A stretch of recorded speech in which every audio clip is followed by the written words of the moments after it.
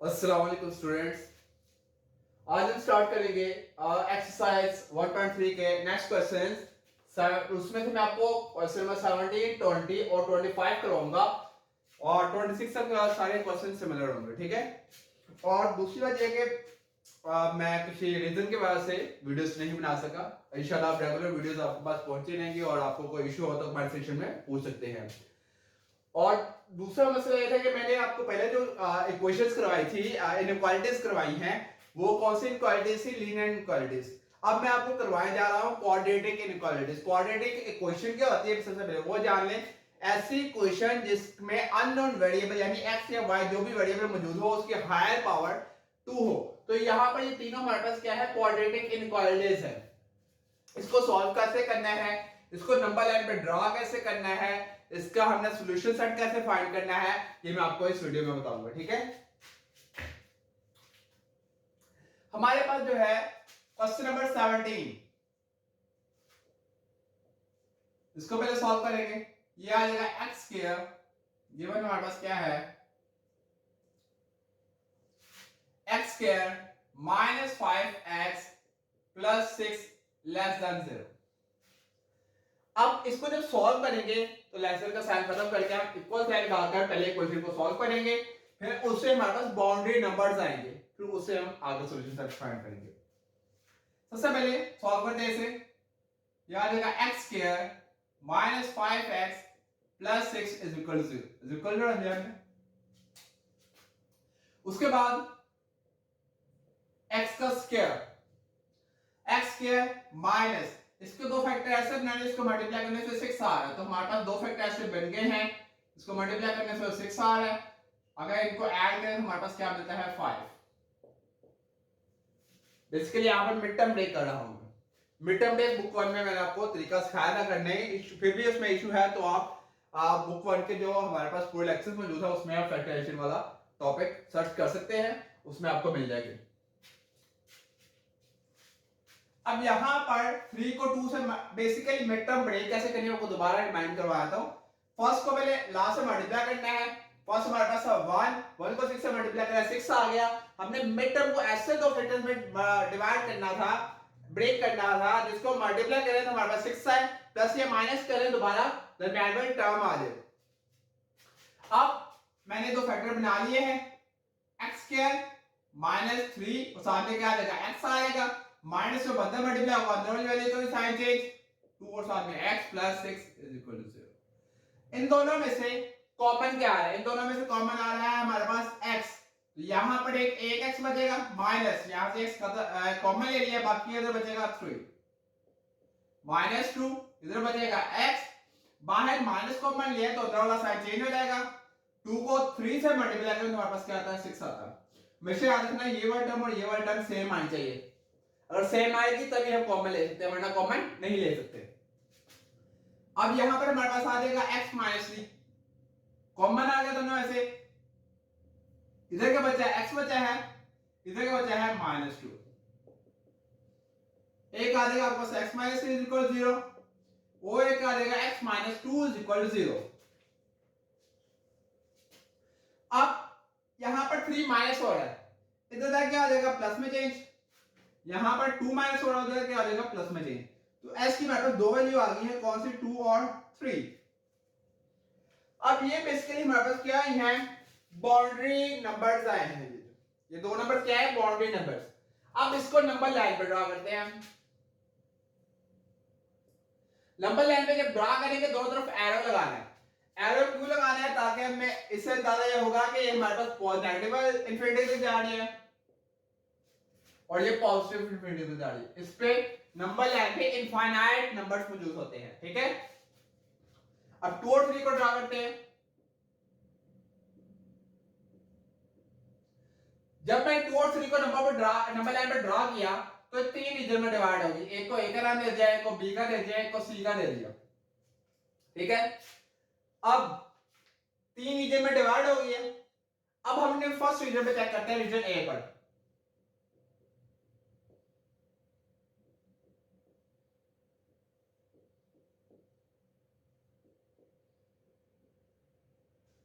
Test कर रहे हैं।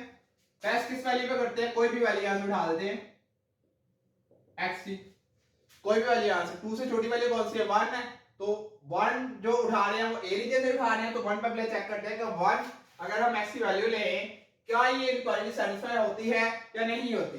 पुट कर देते हैं, क्या आ जाएगा 1 का square minus 5 1 plus 6 less than equal to 0। 1 का स्क्वायर 1 होता है, माइनस 5 1 5 प्लस 6, 6 में 1 ऐड किए 7, 7 में से 5 माइनस किए 2 आ जाएगा, और 2 कभी भी लेस देन 0 नहीं हो सकता, तो इसका मतलब ये हमारे पास फॉल्स आ गया।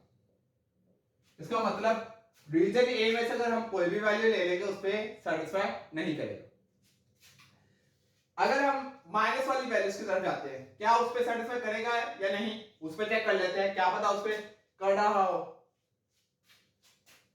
0 पर पुट करें तो प्लस 6 लेस देन 0 नहीं आ सकता। अगर -1 में पुट करता हूं, एक और वैल्यू ले लेता ताकि आपको प्रॉब्लम ना हो बाद में। अगर -1 लूं, -1 का स्क्वायर -5 1 -1 प्लस 6 लेस देन 0, तो माइनस प्लस हो जाएगा, ये तो +5 प्लस 6 आ जाएगा। -1 का स्क्वायर 1 होता है, तो ये जब प्लस करेंगे तो हमारे पास 12 बन जाएगा, 12 लेस देन 0 नहीं हो सकता। इसका मतलब ए रीजन पे कोई भी हमें वैल्यू ऐसी नहीं मिल रही जो इस इनइक्वालिटीज को सेटिस्फाई करे, तो इसका मतलब रीजन ए में जो वैल्यूज आ रही है वो फॉल्स आ रही है, तो इसका मतलब वो रीजन सॉल्यूशन सेट में शामिल नहीं होगा। अब 2 और 3 को अगर हम देखें, 2 और 3 तो शामिल होंगी, पुट करके भी आपको दिखा देता हूं। 2 और 3 के दरमियान कोई एग्जैक्ट वैल्यूज नहीं है, पहले मैं 2 पर आपको चेक करके दिखाता हूं, क्या हमारे पास रीजन बी के लिए 2 और 3 की वैल्यू चेक कर देते हैं, और 2 और 3 दोनों पर सेटिस्फाई होगी, तो इसका मतलब इसके दरमियान जितनी भी वैल्यूज मौजूद हैं उनके ऊपर भी वो जो कंडीशन इनइक्वालिटी क्या करेगी, सेटिस्फाई करेगी। ठीक है, इनइक्वालिटी का आंसर लेस देन 0 ही आएगा। पहले 2 पे चेक कर देता हूं मैं, x इज इक्वल टू 2 पर क्या आ जाएगा, 2 का square -5 into 2 plus 6 less then 0। 2 का स्क्वायर क्या आएगा, 4 आएगा, -5 to the 10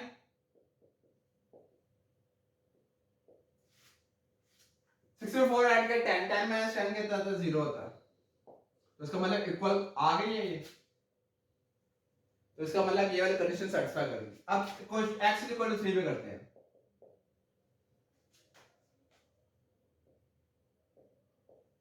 रिकस क्या है, -5 into 3 plus 6 less than equal to,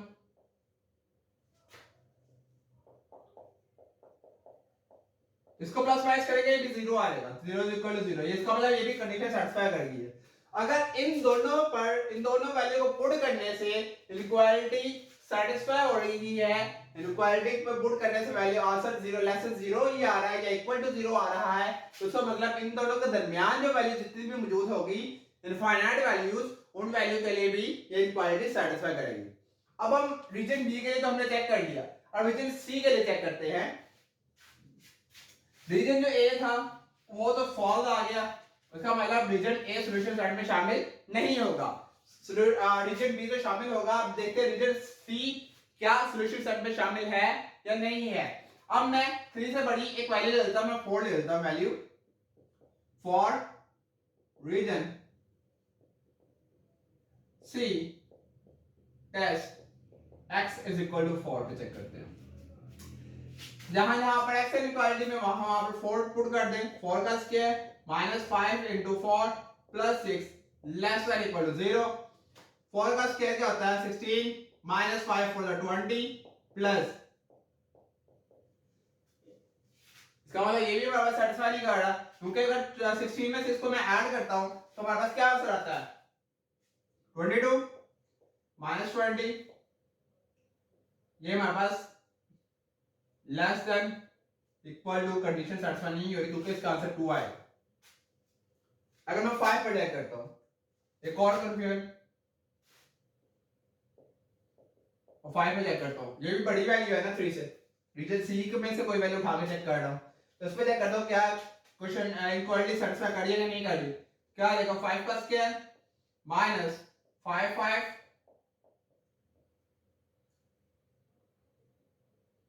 एक है 25 आ जाएगा, माइनस 5 आएगा 25 प्लस 6, तो ये भी इनक्वालिटी सेटिस्फाई नहीं कर रही। तो इसका मतलब रीजन ए और रीजन सी सॉल्यूशन सेट में शामिल नहीं होगा। कौन सा रीजन सॉल्यूशन सेट में शामिल होगा? सिर्फ बी वाला। तो और इसकी बाउंड्री वैल्यूज भी शामिल होंगी, यानी कि 2 और 3 भी शामिल है। तो इसको सॉल्यूशन सेट में सिंपल ऐसे भी लिख सकते हैं हम, x जबकि 2 से बड़ा है x,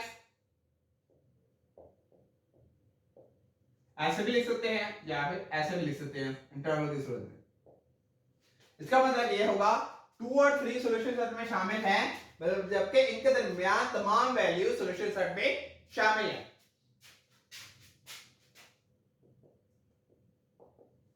ठीक है, अब यहां पर मैंने क्लोज इंटरवल क्यों लगाया? क्लोज इंटरवल इसलिए लगाया है, वैसे तो इनइक्वालिटी से भी जाहिर हो जाएगा क्लोज इंटरवल ही आएगा। अगर ना भी आपको पता चले तो आपने क्या करना है, जो रीजन सेटिस्फाई कर रहा है जिस रीजन पे वैल्यूज, उस रीजन की लास्ट वैल्यूज पे भी चेक कर लें आप, क्या ये दोनों इंक्लूड होंगी या नहीं होंगी। अगर इन दोनों पे सेटिस्फाई कर रहा होगा तो उसका मतलब इंक्लूड होगी, अगर दोनों पे सेटिस्फाई नहीं कर रहा इसका मतलब इंक्लूड नहीं होगी। तो ये हमारे पास क्या आ गया है, सॉल्यूशन सेट क्वेश्चन नंबर 17 का। अब हम करते हैं क्वेश्चन नंबर 20 को सॉल्व। क्वेश्चन नंबर 20 है, उस पे पहले फॉर्मूला अप्लाई करेंगे हम, स्केयर वाला फॉर्मूला। वैसे अगर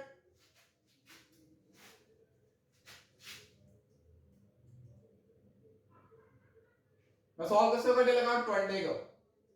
20 हमारे पास क्वेश्चन क्या है, x square minus 9 greater than equal to 0। अब पहले इसको इक्वल टू 0 लेता हूं, यहां फॉर्मूला अप्लाई कर दे। ये 9 किसका स्क्वायर होता है, 3 का स्क्वायर। यहां पर फॉर्मूला अप्लाई होगा हमारे पास a का स्क्वायर माइनस b का स्क्वायर, जब भी हमारे पास दो टर्म्स के ऊपर स्क्वायर हो, दरमियान साइड माइनस का हो, तो सिंपल उसको जब ओपन करेंगे एक बार प्लस में लिख देंगे और एक बार माइनस में लिख देंगे। ठीक है, अब इसी तरह इसको भी एक बार प्लस में लिख देंगे और एक बार माइनस में लिख देंगे। यहां से दो आंसर निकल आएंगे, एक x plus 3 is equal to 0 और एक x minus 3 is equal to 0। यहां से इसकी वैल्यू क्या आएगी, प्लस थोड़ा सा क्या आ जाएगा माइनस, इधर आ जाएगा प्लस। तो यहां पर दो वैल्यूज निकल आई हैं और ये हमारे पास क्या निकली है, बाउंड्री वैल्यूज, बाउंड्री नंबर्स क्या है। अब हमने इसको पहले नंबर लाइन पे शो करना है। इसको जब भी नंबर लाइन पे ड्रा करेंगे इन वैल्यूज को, तो 3 रीजन में डिवाइड होगी लाइन। एक -3 +3, दो आंसर आए हैं, रीजन ए, बी और सी। अब हमने देखना है तो कौन सा रीजन सॉल्यूशन सेट में शामिल है। सबसे पहले हम क्या करते हैं, रीजन ए लेते हैं। -3 से छोटी वैल्यू कौन सी है, -4। तो मैं चेक कर रहा हूं फॉर रीजन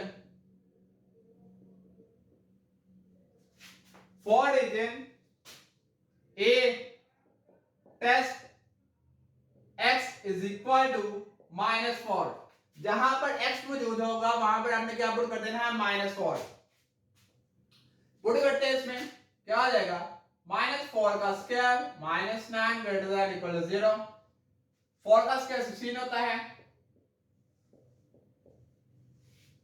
ठीक है, यहां देखा 7 ग्रेटर देन इक्वल टू 0, इसका मतलब ये हमारे पास ट्रू हो गया, सेटिस्फाई कर गया। अब ये तो सेटिस्फाई कर गया रीजन, अगर 4 पे सेटिस्फाई कर रहा है इसका मतलब इससे बड़ी तमाम वैल्यूज सेटिस्फाई करेगा। अब मैं लिख रहा हूं क्या, -3 पे सेटिस्फाई कर रहा है,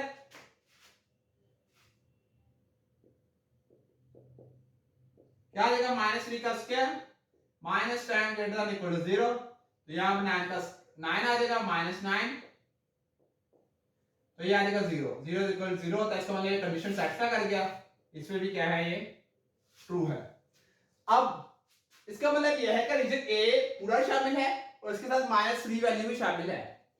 अब देखते हैं कि रीजन बी हमारे पास सोल्यूशन सेट में आएगा या नहीं आएगा। उसमें देखने के लिए क्या करेंगे, -3 और 3 के दरमियान कोई वैल्यू ले लेते हैं।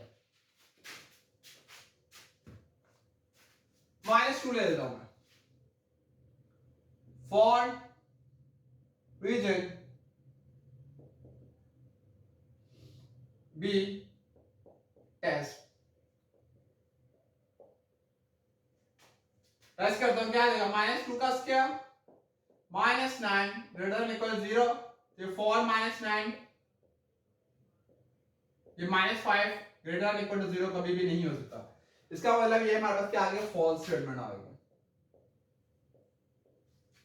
अब देखिए 3 से छोटा 2 भी आप ले लेंगे अगर वैल्यू, तो वो भी क्या करेगी, सेटिस्फाई नहीं करेगी। तो इसका मतलब रीजन बी हमारे पास सॉल्यूशन सेट में शामिल नहीं है। अब मैं चेक करता हूं रीजन सी पर, यानी कि 3 से बड़ी वैल्यू ले लेता हूं।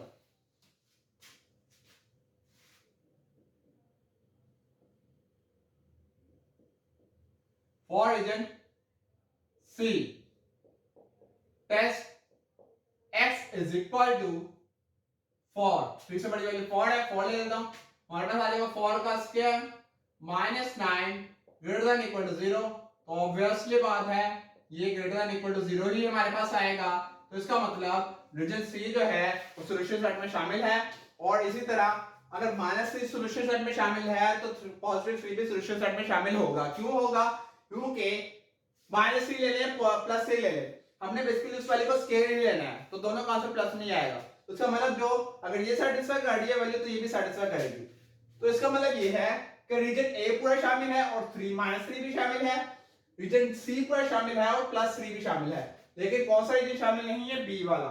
तो इसे हम ऐसे लिख सकते हैं सॉल्यूशन सेट को इंटरवल की सूरत में कि -∞ से लेकर -3 तक तमाम वैल्यू शामिल हैं। -3 की तरफ क्लोज इंटरवल आएगा क्योंकि -3 शामिल है, यूनियन +3 शामिल है, तो इसकी तरफ से क्लोज इंटरवल आएगा। और कहां तक जा रहा है, पॉजिटिव इन्फिनिटी तक, तमाम वैल्यू शामिल है। पॉजिटिव इन्फिनिटी और नेगेटिव इन्फिनिटी की तरफ ओपन इंटरवल आएगा, -3 और +3 की तरफ क्लोज इंटरवल आएगा क्योंकि -3 और +3 सॉल्यूशन सेट में शामिल है, जबकि इन दोनों के जो तमाम दरमियान वैल्यू सी वो शामिल नहीं थी, तो वो सॉल्यूशन सेट में नहीं आए। अब हम सॉल्व करते हैं क्वेश्चन नंबर 25, वो भी सिमिलर इसी तरह ही होगा सॉल्व।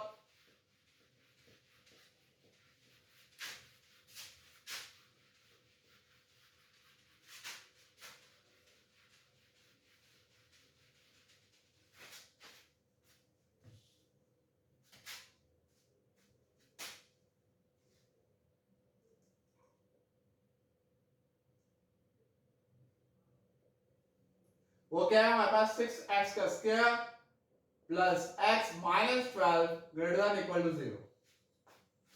इसको हम सॉल्व कैसे करना है, इसको पहले 6x का स्क्वायर प्लस x माइनस 12 को रख लेते हैं इक्वल टू 0। अब इसको ही फैक्टराइज करनी है, यानी कि मिड टर्म ब्रेक करनी है।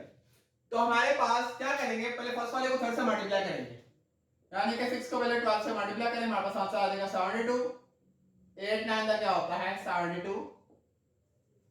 मैंने डायरेक्टली फैक्टर लिख दिए है हमारे पास, क्योंकि अगर 9 में से 8 को माइनस करूं तो 1 आ रहा है, मिड टर्म आ रही है, और इन दोनों मल्टीप्लाई करूं तो ये वाला 72 आ रहा है। इसका मतलब ये वाले पेन हम यूज कर सकते हैं। तो आ जाएगा 9 माइनस 8 और साथ में आ जाएगा x minus 12 is equal to 0। 6x के ऐसे ही प्लस 9 साथ में x माइनस 8 और साथ में x minus 12 is equal to 0।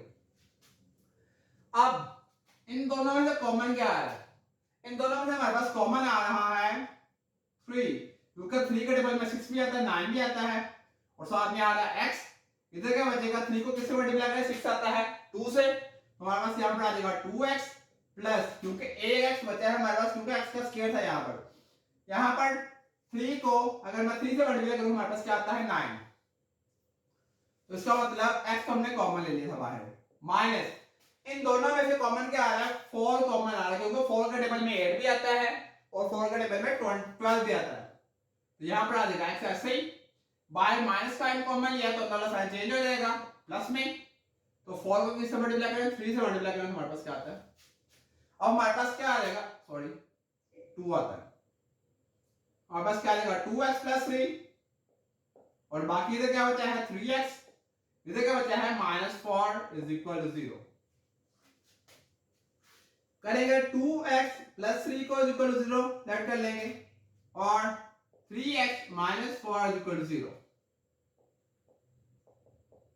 ये प्लस हो जाएगा माइनस हो जाएगा, ये मल्टीप्लाई हो जाएगा क्या हो जाएगा डिवाइड, इसी तरह ये माइनस हो जाएगा प्लस हो जाएगा, ये मल्टीप्लाई हो जाएगा क्या हो जाएगा डिवाइड।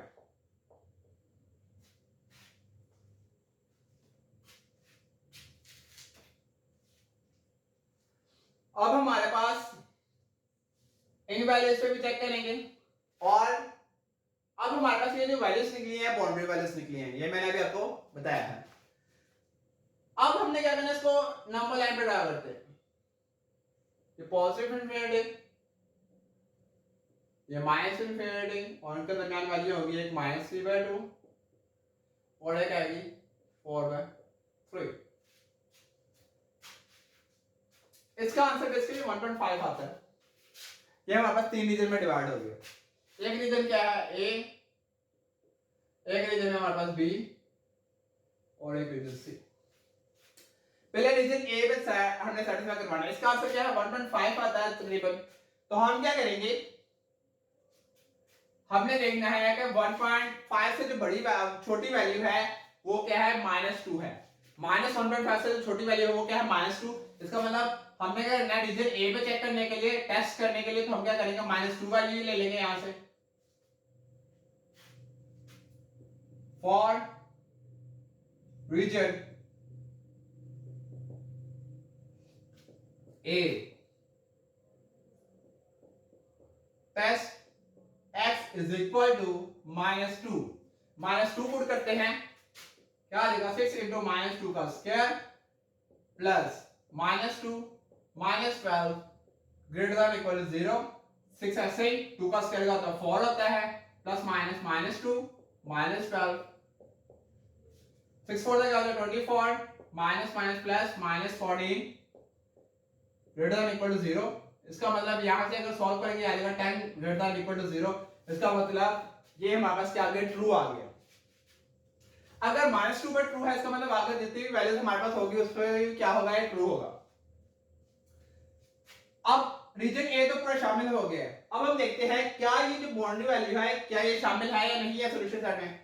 तो हम क्या करेंगे x is equal to put कर देंगे -3/2, पुट करते हैं 6 ऐसे ही -3/2 का square plus -3/2 -12 greater than equal to 0, 6 ऐसे ही 9/4 आ जाएगा plus minus -3/2 -12 greater than equal to 0, 2 2 3 6 2 to the 4 2 3 6 3 9 क्या आता है 27 over 2 minus 3/2 minus 12 greater than equal to 0। इसको आगे अगर फर्दर सॉल्व करें तो इसका एलसीएम क्या आ जाएगा 2 आ जाएगा हमारे पास, तो यहां पर आ जाएगा 27 माइनस 3 ऐसे ही 2 12 का क्या होता है 24 -24। तो ये भी हमारे पास सेटिस्फाई कर देगा, क्यों ये -27 आ जाएगा वो 0 आ जाएगा, तो 0 इज इक्वल टू 0 आ जाएगा क्योंकि इनक्वालिटी का साइन शामिल था, तो इसका मतलब 0 भी आंसर सॉल्यूशन सेट में इंक्लूड होगा। इसका मतलब इस वैल्यू पे ये भी वैल्यू हमारे पास रीजन ए के साथ शामिल होगी सॉल्यूशन सेट में। अब हम चेक करते हैं रीजन बी पर।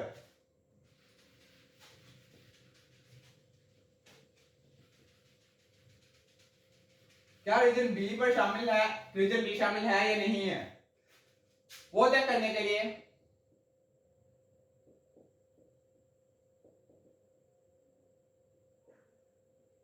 x इज इक्वल टू लेते हैं, हम टेस्ट करते हैं किस पे वैल्यू पर, x इज इक्वल टू -1 पर, क्योंकि ये जो वैल्यू है ये -1.5 है, -1.5 से इधर जो वैल्यू होगी वो -1 होगी, उसको चेक करते हैं।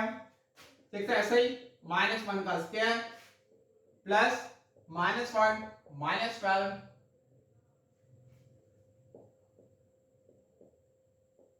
प्लस माइनस माइनस,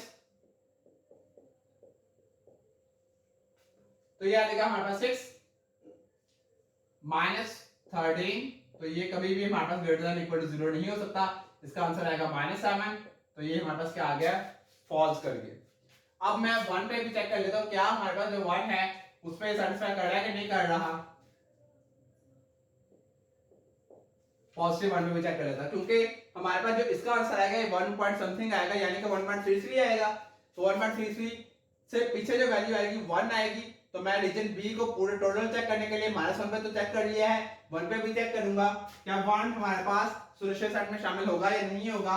चेक करने के लिए क्या करूंगा, पुट करता हूं, 1 का स्क्वायर 1 ही होता है, इसलिए मैंने डायरेक्ट 1 लिख दिया है, +1 -12, ये क्या आएगा 7 -12 ग्रेटर देन इक्वल टू 0, कभी भी minus is greater than equal to 0 नहीं हो सकता, इसका मतलब ये भी हमारे पास शामिल नहीं है, रीजन बी पूरा का पूरा हमारे पास सॉल्यूशन सेट में शामिल नहीं है, मैंने आपको वैल्यूज पे चेक करके दिखा दिया है। अब मैं क्या करूंगा, रीजन बी शामिल नहीं है, अब मैं क्या करूंगा, दूसरी जो बाउंड्री नंबर था ना हमारे पास, बाउंड्री नंबर दूसरा क्या था 4/3, अब पहले उस पर चेक करता हूं, फिर रीजन सी पर चेक करूंगा क्या रीजन सी हमारे पास सॉल्यूशन सेट में शामिल है या नहीं है।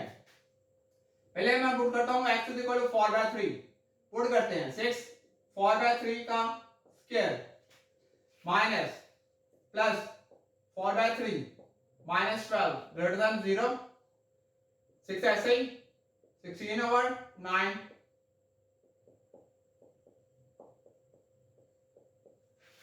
अब 3 का डिफरेंस 3 2 6 3 3 9, 2 को 16 से मल्टीप्लाई करो 32 डिवाइडेड बाय 3 प्लस 4/3 -12, एलसीएम में आएगा 3 आ जाएगा 32 प्लस 4 ऐसे ही, क्योंकि दोनों के जो ऑलरेडी 3 मौजूद है, इसको 3 से मल्टीप्लाई करेंगे, 12 3 क्या होता है 36, तो ये आ जाएगा 0 = 0, क्योंकि इसका आंसर ऊपर 0 आता है, 0 के साथ कोई भी नंबर डिवाइड करें वो उसका आंसर भी 0 ही आएगा, तो इसका मतलब ये वाली वैल्यू भी हमारे पास सॉल्यूशन सेट में शामिल है। अब कौन कौन सी वैल्यू शामिल हो गई है, रीजन ए पूरा शामिल है, -3/2 भी शामिल है, रीजन बी शामिल नहीं है, ये वाली वैल्यू है ये शामिल है। अब इससे बड़ी वैल्यू यानी कि x = 2 पर चेक करते हैं क्या वो शामिल है या नहीं है। For region C test x = 2, क्या आ जाएगा 6 2 का स्क्वायर प्लस 2 -12, 6 ऐसे 2 का स्क्वायर क्या होगा 4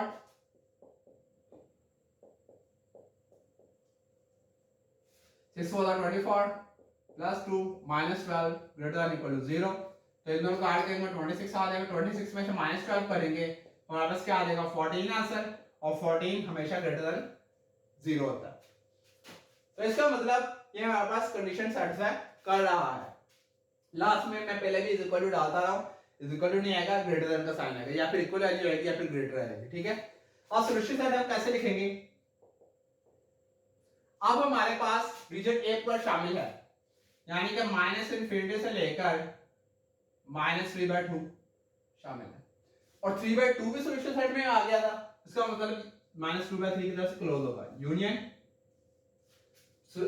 रीजन बी तो शामिल नहीं है, रीजन सी पूरा का पूरा शामिल है, और ये वैल्यू भी शामिल है, इसलिए इस वैल्यू का क्लोज इंटरवल आएगा, इसका मतलब ये पता चलेगा कि ये हमारे पास जो सॉल्यूशन सेट है उसमें 4/3 भी शामिल है, और 4/3 से लेकर पॉजिटिव इनफिनिटी तक आंसर आएगा, और पॉजिटिव इनफिनिटी की तरफ हमेशा ओपन इंटरवल आएगा, क्योंकि पॉजिटिव इनफिनिटी तक तमाम वैल्यू शामिल है लेकिन पॉजिटिव इनफिनिटी शामिल नहीं है। तो ये हमारे पास हो गया क्वेश्चन नंबर 25 भी सॉल्व। इस तरह के हमारे पास जो क्वेश्चन है 26 तक है।